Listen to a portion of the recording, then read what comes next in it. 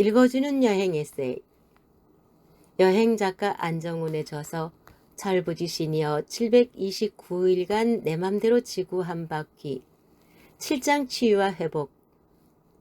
인도 악몽의 자매비부터 에필로그까지를 읽어드립니다. 인도 악몽의 자매비. 사소고생하고 돌고 돌아서 찾아간 인도. 인도에 대한 평가는 사람마다 호, 불호가 뚜렷하게 갈린다. 그래서 그 카오스의 나라에 가서 어떤 곳인지 직접 확인하고 싶었다. 가보지 않고 후회하는 것보다는 가보고 실망하는 게 낫다는 평소의 지론을 따르기로 했다. 네팔에서 마르디 히말 베이스 캠프 등정을 마치고 다음 행선지를 인도로 결정했다. 마침 인도 정부가 2018년 10월 1일부터 한국인 여행자에게도 도착 비자를 허용한다는 뉴스가 나왔다. 마치 나를 인도로 이끄는 계시 같았다. 보통 보아라고 부르는 도착 비자는 해당 국가에 도착해서 정해진 금액을 내면 체류 허가를 즉석에서 발급하는 편리한 제도다.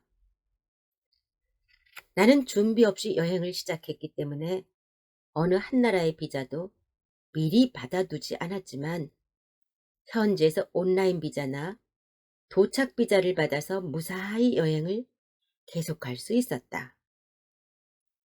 내가 2017년에서 2018년에 도착 비자를 받았던 나라는 벨라루스, 쿠바, 볼리비아, 네팔, 인도, 캄보디아 등 6개국이었다.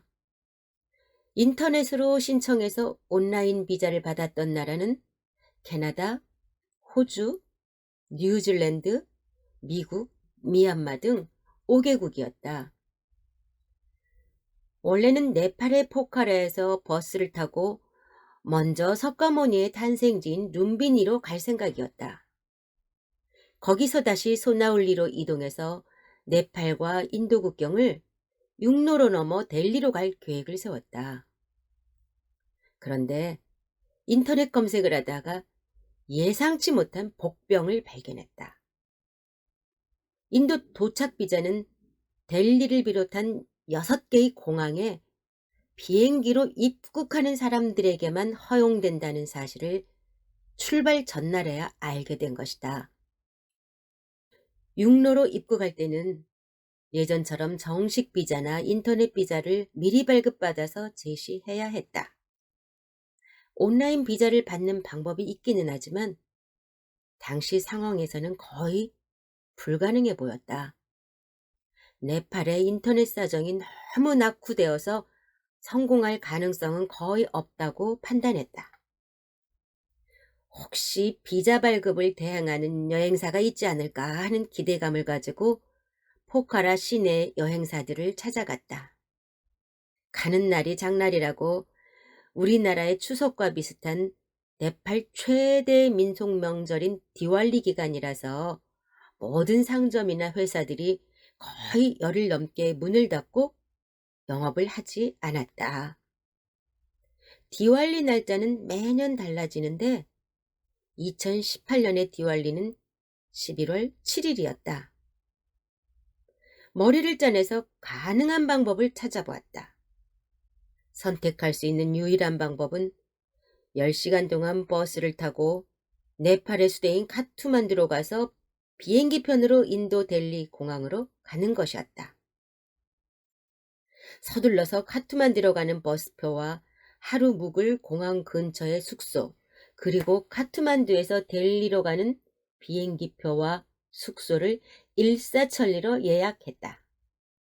델리 공항에 내리니 도착 비자 제도를 시행한 지 얼마 되지 않아서 그런지 출입국 관리소 직원들이 창구 앞에 나와서 챙기고 안내까지 해줘서 초스피드로 60일 체류 가능한 스탬프를 받았다.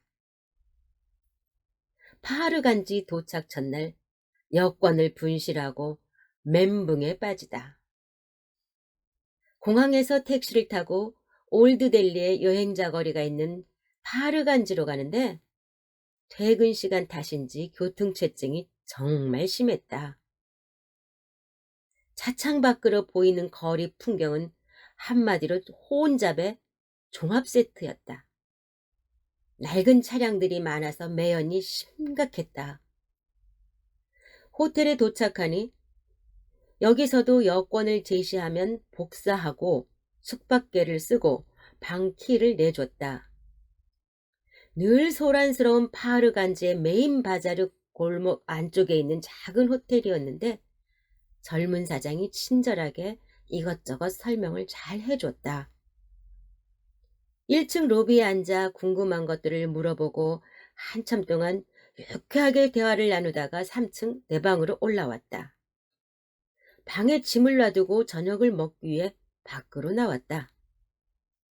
거리 구경을 하며 한 블록 정도를 걸어서 올라갔다. 밤 10시가 다 된 시간인데도 거리는 노점상과 거지, 관광객, 호객꾼들로 북적댔다.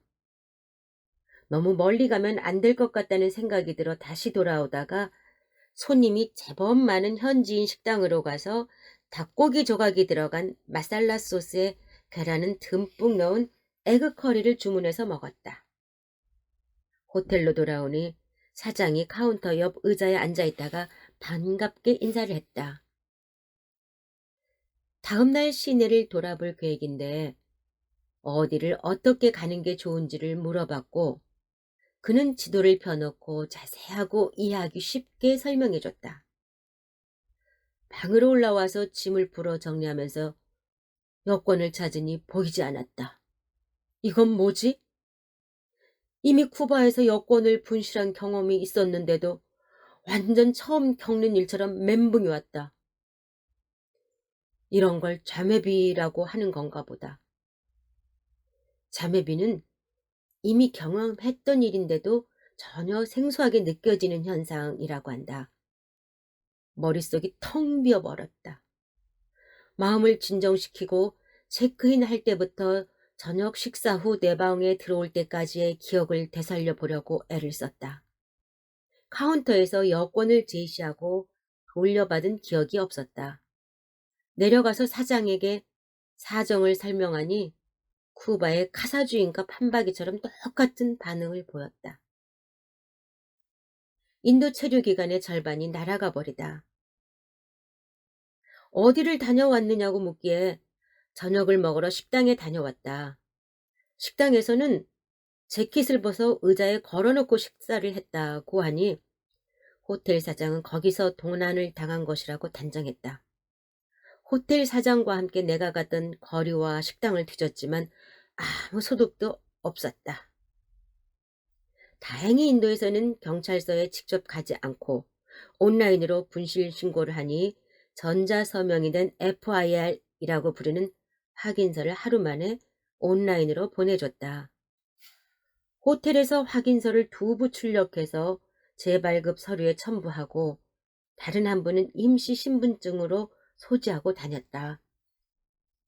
대사관에 찾아가서 분실 재발급 신청을 하고 DHL 요금을 결제하고 나서 일주일 만에 새 여권을 수령했다.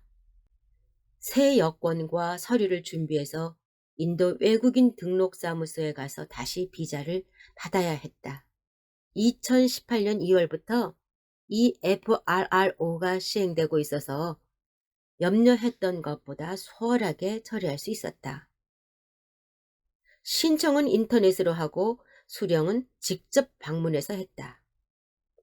인터넷을 검색하니 많은 한국인 분실 경험자들이 아주 상세하게 재발급 절차와 준비 서류 등을 올려놔서 큰 도움이 되었다.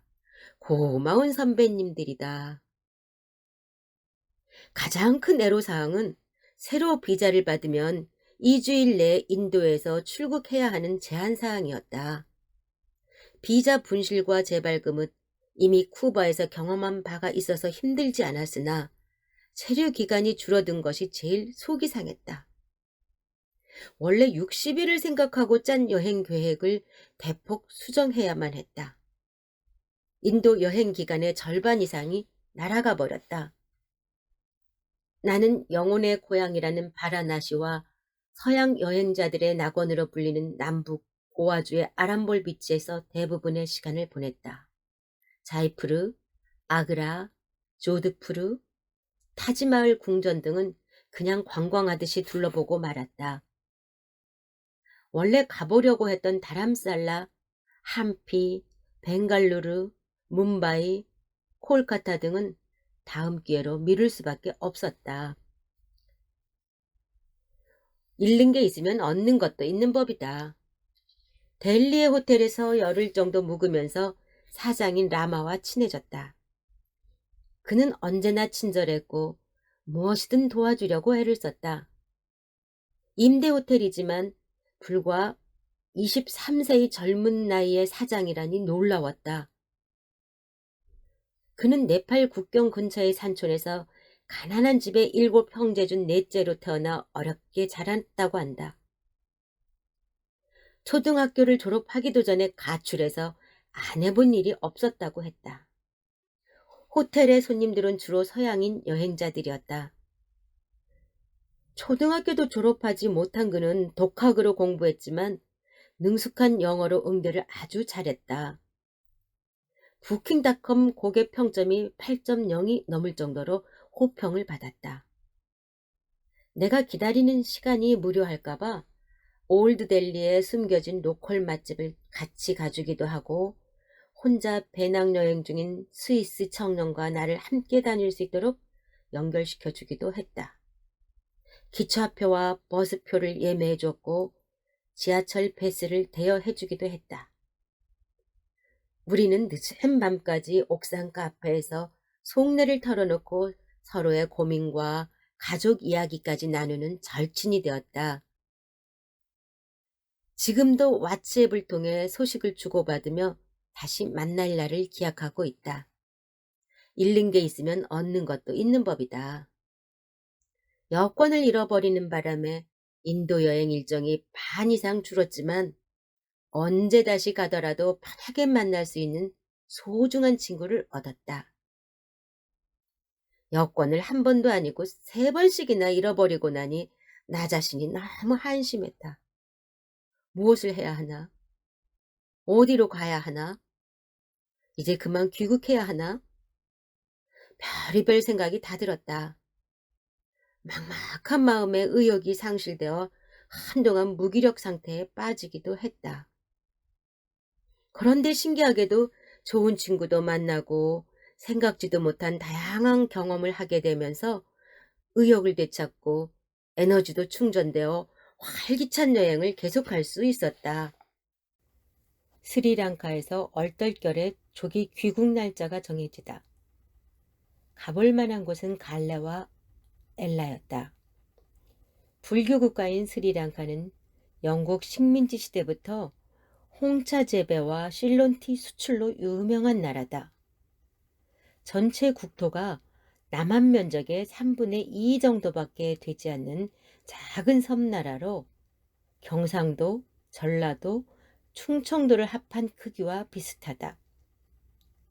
국토가 좁지만 도로와 철도 사정이 좋지 않아서 이동하는 데 시간이 많이 걸린다. 버스는 대부분 에어컨이 없고 오래되어 낡았다. 버스를 타면 난폭 운전 탓에 안장 없는 말을 탄 것 같다. 기차는 단선철도로 영국 식민지 시대에 건설된 철로를 그대로 사용한다. 우리나라 옛날 완행열차인 비둘기호와 비슷하다. 이곳에서는 전기가 아닌 디젤 기관차가 끄는 기차가 여전히 중요한 교통수단이다. 나는 스리랑카의 어촌 마을 네곰보부터 여행을 시작해서 시계 방향으로 캔디, 엘라, 갈레로 갔다가 다시 엘라를 거쳐 마지막으로 콜롬보에서 여행을 마쳤다. 그 중에 가볼 만한 곳은 갈레와 엘라 2곳 정도였다. 갈레는 포르투갈 식민지 시대의 수도였다. 포르투갈 점령군은 해안가에 유럽식 성을 쌓고 포대를 설치했다. 그 후 네덜란드가 통치하기도 했지만 결국 영국이 스리랑카를 차지했다. 수백 년간 이어진 식민지 지배의 아픈 흔적이 그대로 남아있다. 갈레 올드타운은 스리랑카에서 가장 아름다운 장소다. 수도인 콜롬보에서 기차로 2시간 반 정도 남쪽에 있고 에어컨 버스도 다닌다. 인도양을 바라보고 달리는 구간이 많다. 차창 밖으로 펼쳐지는 탁 트인 바다를 바라보면 가슴이 시원해진다. 엘라는 나이나치 브릿지가 유명하다. 이 다리는 영국 식민지 시대에 실론티를 수송하기 위해 단선 철도를 놓으면서 돌로만 쌓아서 건설한 9개 모양의 아치 모양 다리다. 홍차 밭사이로 난 단선 철길을 달리는 구식 디젤 기차로 유명하다. 주변 산에 펼쳐진 파란 차밭과 투명한 하늘도 구경거리다. 영화 보헤미안 랩소디와 중국 자본의 위세를 보다. 스리랑카에서 가장 기억에 남는 추억은 좀 엉뚱하다. 영화 보헤미안 랩소디를 보고 감동했던 것이다. 콜롬보에 있는 시티센터의 극장에서 5,000원 정도의 착한 요금에 끌려서 들어갔는데 어찌나 에어컨이 잘 나오는지 동태가 될 뻔했다. 돌비 시스템도 훌륭했고 의자도 뒤로 확실하게 젖혀졌다. 음향이 워낙 좋아서 마치 라이브 공연장 같았다. 전설적인 밴드 퀸의 음악이 귀에 익어서인지 2시간 반 동안 완전 푹 빠져서 영화를 봤다. 동성애가 불법인 불교 국가에서 동성애자 가수 프레디 머큐리의 영화를 본 게 가장 큰 감동으로 남았다는 것은 좀 어울리지 않는 것 같긴 하지만 그래도 가장 강렬했다. 또 하나 인상적이었던 것은 최근 중국 자본이 대규모로 들어와 콜롬보 시내에 초대형 건물들이 많이 들어서고 있어서 도시 전체가 공사장 같다는 것이다. 곳곳에 중국어 간판과 안내판이 붙어 있어서 마치 중국의 중소도시에 온 듯한 착각이 들 정도였다. 이런 현상은 스리랑카뿐만이 아니다. 미얀마, 네팔, 인도, 캄보디아, 태국 등 대부분의 아시아 국가들도 이미 중국의 경제 식민지로 변하고 있었다. 재미있는 점은 콜롬보 시내의 툭툭에 요금 미터기가 달려 있어서 바가지 걱정을 할 필요가 없고 핑미 앱으로 호출할 수도 있어 편리했던 경험이다. 세상의 진화를 새삼 실감했다. 아웃티켓이 없다고 발권이 거부되다. 스리랑카의 콜롬보에서 캄보디아 푸놈펜으로 가는 야간 비행기를 타기 위해 공항으로 갔다. 탑승할 항공사 카운터에 갔더니 젊은 남자 직원이 깐깐하게 여러 가지 사항을 확인했다. 캄보디아 비자는 있느냐? 왜 여권에 한국 출국 스탬프가 없느냐? 캄보디아 아웃티켓은 있느냐? 얼마 동안이나 있을 거냐? 꼬치꼬치 따져 묻는 권위적인 태도가 스리랑카의 항공사 직원이 아니라 마치 캄보디아 출입국 관리소 직원 같았다. 나는 여러 소리 하지 않고 공손하게 답변했다. 도착 비자를 받을 겁니다. 여권을 분실해서 새로 발급받았기 때문에 한국 출국 도장이 없습니다. 아웃티켓은 없어요. 전에도 캄보디아를 갔는데 아웃티켓 없이 입국했었거든요. 이번에는 한 달 정도 있을 겁니다. 스리랑카의 수도 콜롬보에 반다라 나이케 국제공항의 항공사 카운터에 젊고 잘생긴 직원은 아주 단호한 어조로 아웃티켓이 없으면 발권할 수 없다고 잘라 말했다. 캄보디아에서 주변 국가로 가는 버스 티켓이라도 있어야 한다고 부연 설명까지 했다. 난감한 상황이 발생한 것이다. 그때가 밤 10시 30분쯤이었고 발권 마감은 밤 11시 20분이었다. 불과 50분 안에 아웃티켓을 만들어야 했다. 시간이 촉박했다. 인터넷 사정이 좋지 않아서 검색이나 메일, 결제 등은 아예 되지 않았다. 혹시 당신네 공항 사무실에서 인터넷을 이용할 수 없겠습니까? 라고 물었지만 그 직원은 냉소와 함께 단칼에 거부를 날렸다. No. 친절하지도 않을 뿐 아니라 차가웠다. 항공사 직원이 아니라 권위적인 후진국 공무원 같은 태도를 보였다. 오히려 내가 쩔쩔매며 허둥대는 상황을 즐기는 듯했다. 이 친구 또라이 아니야? 그러나 길게 말한다고 해결될 일이 아니었다. 다행히 카톡이 연결되었다. 한국은 새벽 3시 정도 됐을 테니 단잠을 깨우는 게 미안하긴 했지만 방법이 없었다. 신호가 몇 번 울리자 큰딸이 바로 전화를 받았다. 나는 간단히 상황을 설명하고 약 2주 정도 후로 해서 한국행 가장 싼 비행기표를 끊어서 카톡 사진으로 보내달라고 요청했다. 기다리는 시간이 너무나 길게 느껴졌다. 드디어 예약 확인증을 카톡으로 받았다. 그런데 한글로 된 메일이었다. 영문으로 된 확인 메일은 24시간 후에 보내준다고 했다. 시간이 없으니 어찌할 방법이 없었다. 그냥 카운터로 가서 보여줬더니 그 직원은 아주 즐거운 표정으로 안 된다고 거부했다. 표정이 완전 사이코 같았다. 자기는 한국어로 된 예약증은 확인할 수 없으니 영어로 된 것을 가져오라는 것이었다. 한글로 쓰여 있긴 하지만 날짜, 시간, 예약 번호, 금액, 항공사명과 플라이트 넘버 등은 알 수 있지 않습니까? 라고 사정했지만 아무 소용이 없었다. 항공사 직원의 완장질 덕분에 연말연시를 가족과 함께 보내다. 마감 시간이 다 되어갔다. 그는 내가 비행기를 못 타기를 바라는 듯했다. 어쩔 수 없이 항복의 백기를 들었다. 설득도 사정도 모두 포기하고 M항공사 발권 카운터에서 바로 구입할 수 있는 표를 사기로 했다. 푸놈펜에서 쿠알라룸푸르로 가는 아웃티켓을 사겠다고 했더니 살짝 입꼬리가 올라간다. 승리자의 득의 만만한 표정이었다. 사무실을 가르쳐주면서 10분을 기다려주겠다고 했다. 감사합니다, 나으리. 사무실로 가니 입구에 나이든 여자 매니저가 있었다. 그 매니저에게 한글로 된 예약 확인증을 보여주며 상황을 설명하고 여기서 아웃티켓을 살 수 있습니까? 라고 물었다.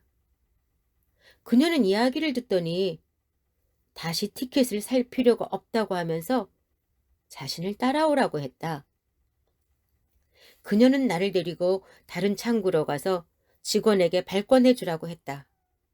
그리고 매니저가 아웃티켓을 보증한다는 한쪽짜리 양식에 사인해서 줬다. 알고 보니 이런 경우에 쓰이는 확인 문서 양식이 있었다. 고약한 직원을 만나 당황하고 울화가 치밀었지만 다행히 융통성 있고 능력 있는 매니저를 만나 또 한 번의 위기를 무사히 넘겼다. 거의 뛰다시피 해서 보딩게이트에 도착해서 탑승을 했다. 인생은 운빨이라는 말이 맞는 것 같다. 짱 매니저를 만나지 못했으면 나는 비행기를 타지 못했을 것이다. 스리랑카는 나를 곱게 보내주지 않았다. 그래도 미워하지 않기로 했다. 불교의 나라 스리랑카는 나에게 가르침을 주려고 했을 것이다. 보왕산매론에서 세상살이에 곤란이 없기를 바라지 말라고 하지 않았던가.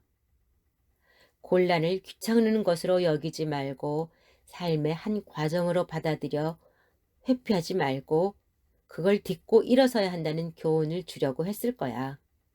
생쇼 덕분에 갑작스럽게 한국행 비행기표를 예매하는 바람에 미정이었던 귀국 날짜가 얼떨결에 정해졌다. 원래는 캄보디아에 갔다가 주변의 라오스, 베트남, 인도네시아 등의 동남아시아 국가에서 겨울을 보내고 만 2년을 채워서 2019년 4월에 귀국할 생각이었다. 그런데 자기가 갑인 줄로 착각하는 항공사 직원의 완장질 덕분에 한겨울인 동짓달 추운 12월에 조기 귀국을 하게 되었다. 이것도 운명의 바람이 이끄는 것이라 생각했다. 연말 연시를 가족들과 함께 보내게 됐으니 이 또한 행복하지 않은가. 캄보디아에서 또 한 번 위조 지폐를 경험하다. 은행 ATM에서 100달러짜리 가짜 돈을 받다. 캄보디아의 시엠레아프에 있는 한국 식당에서 두 번째로 위조 지폐를 경험했다. 100달러 지폐를 냈더니 종업원이 한눈에 알아보고 가짜라고 말했다. 처음 겪는 일도 아니고 두 번째를 겪었지만 역시 당황할 수밖에 없었다. 보통 사람들은 평생에 한 번도 경험하기 어려운 일을 한 해에 두 번이나 당했다. 외국 사람들은 호구를 알아보는 재주가 있는 게 아닐까 하는 엉뚱한 생각도 들었다. 할 말을 잊고 카운터 앞에 서 있는데 한국인 주인이 오더니 이곳에서는 이런 일이 자주 발생한다면서 너무 놀라지 말라고 안심시켰다.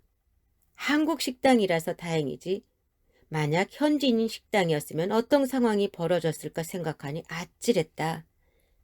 다행히 가지고 있던 나머지 100달러짜리 지폐들을 확인해 보니 이상이 없었다. 한국인 주인은 위 변조 지폐 식별법을 하나하나 자세하게 설명해 줬다.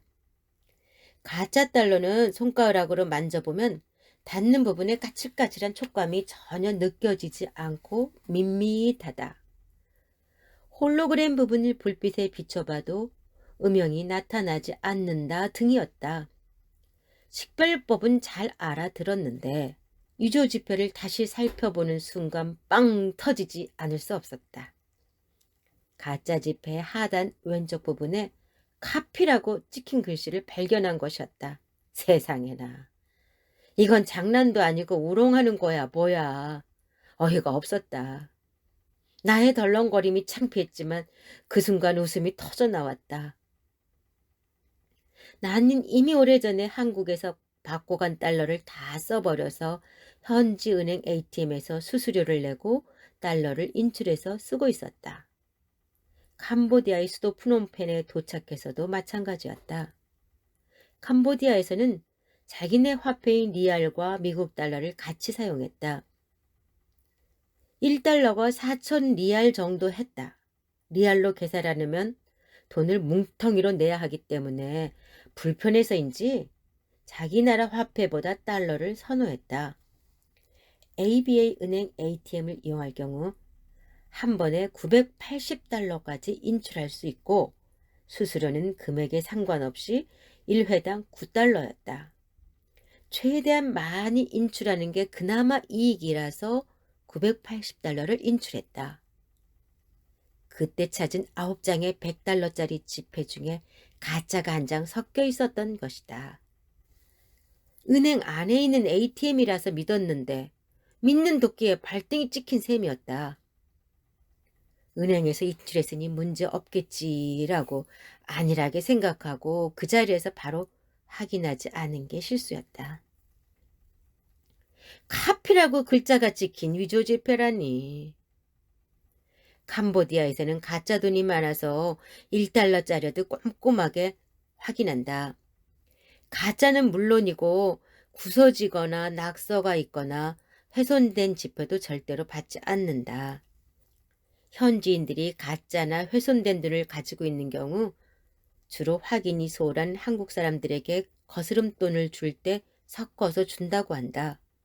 돈을 찾거나 받으면 바로 그 자리에서 확인해야 한다. 일이 벌어지고 나서 후회한들 무슨 소용이 있겠는가. 내 능력으로 해결할 수 없는 문제는 빨리 잊어버리는 게 상책이다. 순간적으로 은행에 가서 따져볼까 하는 생각을 했다가 바로 접었다. 따지기보다는 빨리 잊어버리는 게 더 이익이라는 것을 알기에 마음을 쉽게 정했다. 아마도 ATM 관리를 맡은 대행 회사의 직원이 현금을 기계에 넣을 때 바꿔치기 한 게 아닐까라고 추측할 뿐이었다. 하필이면 나한테 그 유죄 집회가 걸려들 게 뭐람. 따져본들 결과는 안 봐도 비디오였다. 은행 측에서 "아, 그러세요. 미안합니다. 진짜 돈으로 바꿔드리겠습니다." 라고 하며 해결해 줄 리는 만무했다. 오히려 내게 책임을 뒤집어 씌우고 발뺌할 가능성이 더 많았다. 이제는 여행의 내공이 좀 쌓인 것 같다. 예전에 이런 일을 당했다면 열받아서 씩씩거렸을 것이다. 하도 황당한 경험을 많이 하다 보니 이제는 이력이 난 것 같다. 허접한 컬러 복사에 카피라는 글자까지 찍힌 가짜 돈을 보면서 깔깔대며 웃어넘겼다. 좋은 건 추억이고 나쁜 건 경험이라고 하지 않던가. 비싼 수업료 내고 또 하나 새로운 걸 배운 셈 치기로 했다. 생각을 바꾸니 짜증 대신 웃을 수 있었다. 필리핀에서 치유와 회복을 하며 여행을 완성하다. 귀국 후 건강검진에서 당뇨 위험 판정을 받다. 2018년 12월 12일 무계획 낭만주의자의 무규칙 여행을 마치고 한국으로 돌아왔다. 귀국하자마자 병원을 찾아갔다. 겉으로 드러나지는 않았지만 내 몸은 많이 망가져 있었다. 출발할 때 준비해간 한 달치 고혈압과 당뇨병 약이 떨어지고 나서 오랫동안 약을 복용하지 않은 게 가장 큰 문제였다. 거기에 불규칙한 생활과 열악한 식사 등으로 상태가 더 나빠진 것이다. 15년 전부터 다니던 병원 주치의는 어디 가서 뭐 하다가 이제 나타났느냐고 나무라듯 말했다. 여행 가기 전에는 2달에 한 번씩 진료를 받고 약을 처방받아서 복용했다. 주치의 지시에 따라 혈액검사, 엑스레이, CT 촬영, 내시경 검사 등을 했다. 종합병원의 특성상 한 번에 검사를 다 받지 못하고 각 과별로 지정된 날짜에 받다 보니 시간이 많이 흘렀다. 2019년 2월 20일 검사 결과가 모두 나와서 주치의 진료를 받았다. 모니터로 검사 결과를 살펴보는 의사 선생님의 표정이 심각해 보였다. 예전보다 더 나빠졌네요. 전혀 관리를 안 했나 봅니다. 라면서 검사 차트를 보여줬다. 당화혈색소가 9.8로 나왔어요. 이건 아주 위험한 수치예요. 인슐린 주사를 맞아야 합니다. 당화혈색소란 지난 3개월 동안의 혈당 평균치를 평가해서 상태를 진단하는 가장 유용한 기준으로 사용됩니다. 일반적으로 8.0 이상이 나오면 위험으로 평가합니다. 나는 위험 기준을 넘어서 인슐린 주사를 맞아야 한다는 말을 듣고 충격에 빠졌다. 비장한 어조로 "저에게 한 번 기회를 주세요. 다음번 검사에서 나아지지 않으면 그때 주사를 맞겠습니다. 지금부터 약과 식이요법, 운동으로 개선해 보겠습니다." 라고 말했다.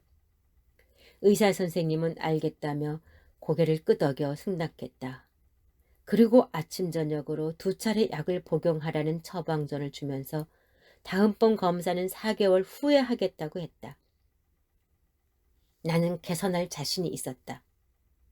나는 덜거덕거리는 몸을 이끌고 최악의 컨디션으로 여행을 했지만 어쨌든 살아서 돌아왔다.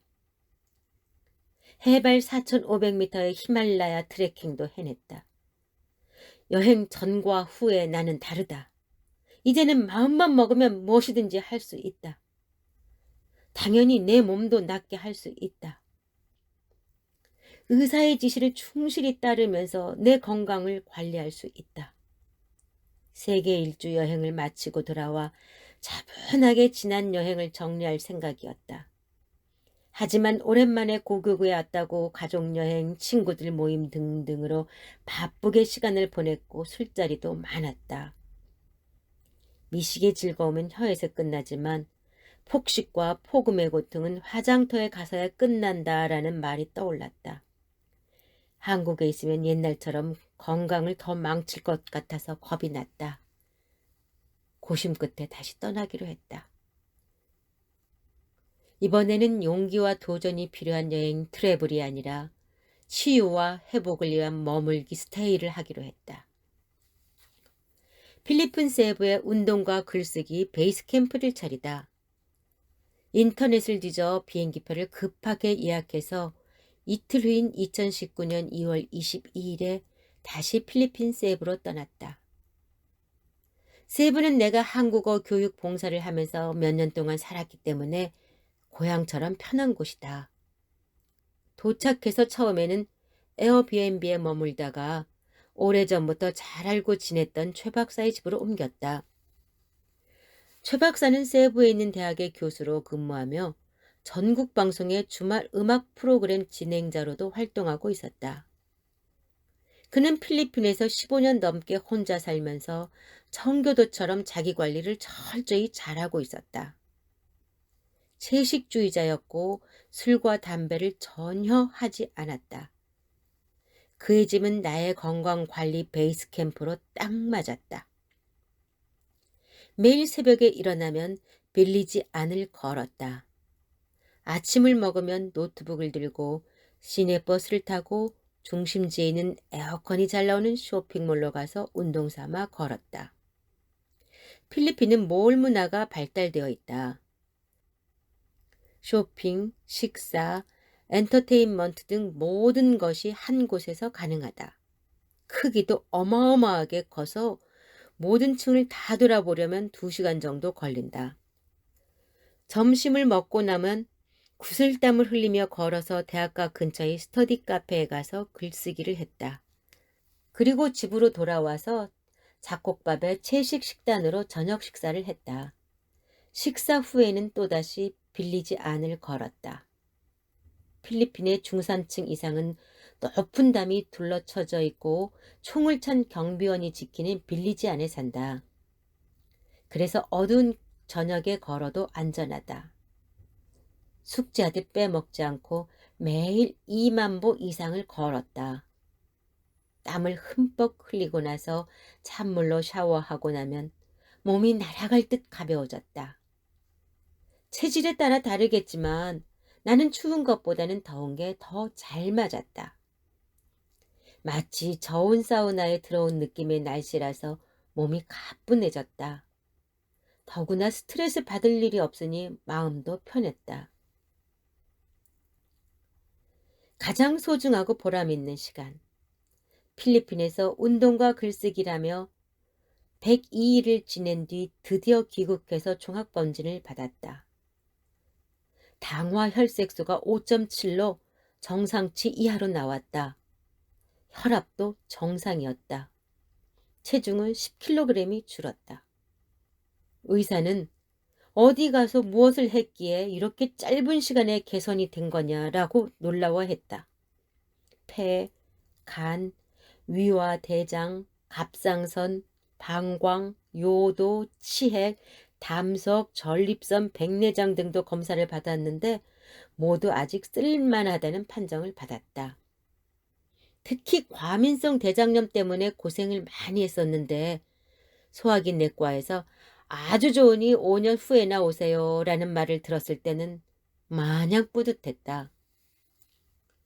2017년 4월 26일부터 2018년 12월 12일까지 627일간의 세계 일주 여행은 무모했다.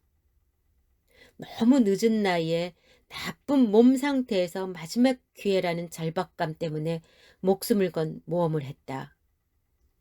2019년 2월에 다시 시작한 102일간의 필리핀 체류 여행은 건강에만 집중해서 유종의 미를 거둔 완성의 시간이었다. 목숨을 건 여행과 치유와 회복의 2차 여행을 합한 총 729일은 내 인생에서 가장 소중하고 보람있는 시간이었다. 인생 소풍을 마치고 돌아갈 때까지 아프지 않고 건강하게 진짜 내가 하고 싶은 일을 하며 살기로 했다. 에필로그. 여행은 목숨 걸고 나를 바꾸는 과정이었다. 729일간의 베가본드 여행은 목숨을 걸고 나 자신을 바꾸는 과정이었다. 9회 말 투아웃에서 터뜨린 역전 말로 홈런이었다. 인생샷은 못 견뎠지만 인생 여행을 낚았다. 시작하기 전에는 두려웠고 과정은 힘들었지만 인생이 바뀌었다. 떠나지 않았다면 고생하지도 않았겠지만 가슴 뛰는 인생 산막을 얻지도 못했을 것이다. 여행으로 소중한 보물을 얻었고 엄청난 변화를 이루다. 첫째, 건강해졌다. 당화 혈색소가 9.8에서 5.7로 떨어졌다. 이 암호 같은 숫자는 위험한 당뇨 환자가 거의 정상으로 회복되었다는 것을 증명하는 의학적 기호다. 그동안 몸도 성한 데가 별로 없고 정신도 허물어져서 흐리고 뿌연 날들을 살면서 매일 피곤했고 짜증이 났다. 이제는 맑고 선명한 날들을 살면서 매일 설레면서 지낸다. 세상이 온통 잡초밭 같더니 지금은 온통 꽃밭으로 보인다. 둘째, 새로운 목표와 방향이 잡혔다. 혼돈과 무너진 자존감, 무기력의 블랙홀에서 빠져나왔다. 나는 죽을 때까지 베가본드 여행작가로 살기로 했다. 자기가 가장 좋아하는 일을 하다가 죽는 게 행복이다. 또 다른 도전을 시작하기로 했다. 책 쓰기를 끝낸 뒤 뜻이 맞는 여행 친구들과 유라시아 대륙 자동차 횡단 여행을 떠날 계획이다. 생각만 해도 가슴이 뛴다. 심장의 고동이 강하게 느껴진다. 분명 살아있음을 느낀다. 셋째, 나를 변화시키는 것이 가장 쉽다는 걸 깨달았다. 세상은 내가 죽었다가 다시 깨어나도 바꿀 수 없을 정도로 견고했다. 심지어는 친해지는 것조차도 어려웠다. 생존하기 위해서는 바꿔야 하는데 벽에 대고 주먹질하고 원망해봐야 아무 소용이 없었다. 국리 끝에 생각을 비틀어봤다. 마음과 행동을 살짝 바꿨더니 어려운 순간들이 쉽게 풀렸다. 나를 바꾸는 것이 가장 쉽고도 효과가 컸다. 나 때는 말이지로 시작하는 꼰대의 끔찍한 방에서 탈출할 수 있는 묘수를 찾았다. 넷째, 페르소나 가면을 벗어던질 수 있게 되었다. 돌아보니 지난 시간들을 남을 의식하면서 살았다. 남들이 어떻게 볼까? 어떻게 생각할까? 그건 착각이었다. 긴 여행을 하면서 나에게 진심으로 관심 있는 사람은 정말 극소수임을 알게 되었다. 가족과 한두 명의 절친 정도다. 나머지 사람들은 아무 관심도 없다. 마치 패키지 관광 가이드가 지금 밥 먹으러 갑니다 라고 설명했는데 우리 언제 밥 먹어요? 라고 묻는 관광객들처럼 무심한 사람들이 대부분이다. 그런 타인들을 신경 쓰며 두껍고 거추장스러운 가면을 쓰고 살았다는 것이 우습다. 그것은 어릿광대나 쓰는 가면이었다. 미련 없이 벗어 던졌다. 착한 사람 코스프레는 바보짓이다. 자유의지로 나답게 살기로 했다. 다섯째, 인생이 정리되었다. 내 지난 시간들은 어수선했다. 잘 산 건지 잘못 산 건지도 헷갈렸다. 최소한 치열하게는 살았다. 그래서 은퇴하고 갑자기 찾아온 여유로 인해 오히려 공황장애에 빠질 것 같았다. 이제는 나의 지난 시간에 박수를 보내고 위로할 수 있게 되었다. 덤으로 앞으로 어떻게 살 것인지도 분명해졌다. 더 다행인 것은 어떻게 죽을 것인가에 대한 해답을 찾았다. 아내와 함께 장기기증 서약을 했고 연명치료 거부 의향서를 작성했고 혹시 치매에 걸렸을 때 망설이지 말고 요양병원으로 보낼 것과 장례식이나 제사를 지내지 말라는 유언장을 작성했다. 여섯째, 여행하면서 정말 좋은 인연을 만났다. 나이와 직업을 뛰어넘어 생각이 통하는 친구를 얻었다. 그들과 소통하고 배우면서 나는 성장했다. 나쁜 여행은 없다. 여행은 용기다. 혼자 떠나라. 내가 무사히 여행을 마칠 수 있었던 것은 행운이었지만 운명적인 역마살, 여행 갈증, 마지막 기회라는 절박감, 노 플랜, 노 디테일, 느림과 게으름 등도 힘이 되었다. 미얀마의 게스트하우스에 붙어있던 에이브럼 링컨의 나는 비록 천천히 걷지만 절대로 되돌아 걷지 않는다 라는 말을 내 여행의 좌우명으로 삼았다. 이 말에 공감하며 스스로를 위로하고 격려했다. 그리고 감사와 긍정의 마인드, 울트라 에너지를 얻어서 돌아왔다. 내 말에 공감하는 독자들에게만 말해주고 싶다. 여행은 용기다. 자신의 발목을 잡고 태클 거는 것은 남이 아니라 바로 자신이다. 배낭을 메고 혼자 떠나라. 고독, 외로움, 소외감이 충만함으로 바뀔 것이다. 여행을 영어로 트립이라고 한다. 발전소의 비정상적인 정지도 트립이다. 트립이 발생하면 발전소에서는 가동을 중지하고 원인을 찾은 후 대책을 수립한다. 고가의 장비일수록 트립이 생기기 전에 예방 정비를 하도록 매뉴얼에 명시되어 있다. 마찬가지로 사람도 트립이 발생하기 전에 정비를 할 필요가 있다. 현명한 사람에게 여행이란 일탈이 아니라 의무다. 여행은 케바케, 케이스 바이 케이스여서 각자 원하는 여행지와 방식이 다 다르지만 나쁜 여행 혹은 선호해보는 여행은 없다. 좋아하는 여행 명언 하나를 소개한다. 당신의 날들을 후회하지 마라. 좋은 날들은 행복을 주고 나쁜 날들은 경험을 주고 험한 날들은 교훈을 준다. 그리고 최고의 날들은 추억을 준다. 마지막으로 가족의 이해와 성원과 사랑을 자랑하고 싶다. 긴 여행을 하는 동안 매일 보이스톡으로 통화를 해서 한국에 있을 때보다 더 많은 대화를 나눴다. 가족 덕분에 혼자 여행을 다니면서도 외롭지 않았다. 가족이야말로 시간이 지날수록 나를 더 강하게 만든 힘의 원천이었다. 우리 가족은 내게 붉은 악마다.